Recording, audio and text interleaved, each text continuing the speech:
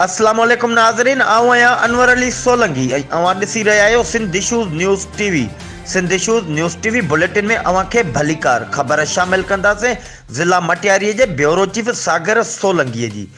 मटियारी असांजो ऐलान पुरअमन पाकिस्तान जो मरकज़ी अॻवान ख़लीफ़ा तस्लीम राजपूत सां हैदराबाद जे सोशल एक्टिविस्ट राविया नाज़ ख़ान ऐं समरीन नूर पारां मुलाक़ात।